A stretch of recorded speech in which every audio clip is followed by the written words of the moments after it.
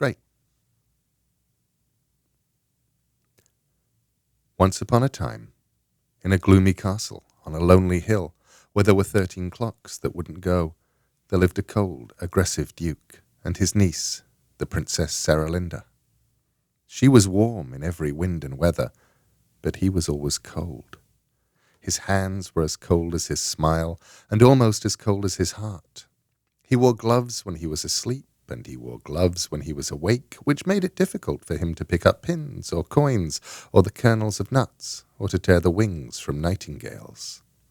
He was 6'4" and 46, and even colder than he thought he was. One eye wore a velvet patch, the other glittered through a monocle, which made half his body seem closer to you than the other half. He had lost one eye when he was 12, for he was fond of peering into nests and lairs in search of birds and animals to maul. One afternoon, a mother shrike had mauled him first. His nights were spent in evil dreams, and his days were given to wicked schemes. Wickedly scheming, he would limp and cackle through the cold corridors of the castle, planning new, impossible feats for the suitors of Saralinda to perform. He did not wish to give her hand in marriage, since her hand was the only warm hand in the castle. Even the hands of his watch and the hands of all the 13 clocks were frozen. They had all frozen at the same time, on a snowy night 7 years before, and after that it was always 10 minutes to 5 in the castle. Travellers and mariners would look up at the gloomy castle on the lonely hill and say, "Time lies frozen there. It's always then. It's never now." The cold duke was afraid of now, for now has warmth and urgency, and then is dead and buried.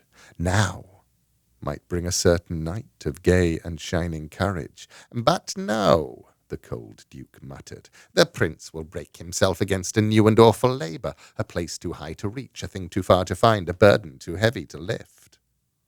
The duke was afraid of now, but he tampered with the clocks to see if they would go out of a strange perversity, praying that they wouldn't.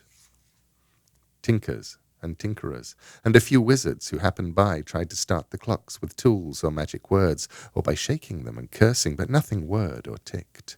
The clocks were dead. And in the end, brooding on it, the duke decided he had murdered time, slain it with his sword, and wiped his bloody blade upon its beard, and left it lying there, bleeding hours and minutes, its springs uncoiled and sprawling, its pendulum disintegrating. The duke limped, because his legs were of different lengths. The right one had outgrown the left, because when he was young he had spent his mornings place-kicking pups and punting kittens. He would say to a suitor, "What is the difference in the length of my legs?" And if the youth replied, "Why, one is shorter than the other," the duke would run him through with the sword he carried in his sword cane and feed him to the geese. The suitor was supposed to say, "Why, one is longer than the other." Many a prince had been run through for naming the wrong difference. Others had been slain for offences equally trivial, trampling the duke's camellias, failing to praise his wines, staring too long at his gloves, gazing too long at his niece. Those who survived his scorn and sword were given incredible labours to perform in order to win his niece's hand, the only warm hand in the castle, where time had frozen to death at 10 minutes to 5 one snowy night. They were told to cut a slice of moon, or change the ocean into wine. They were set to finding things that never were and building things that could not be. They came and tried and failed and disappeared and never came again.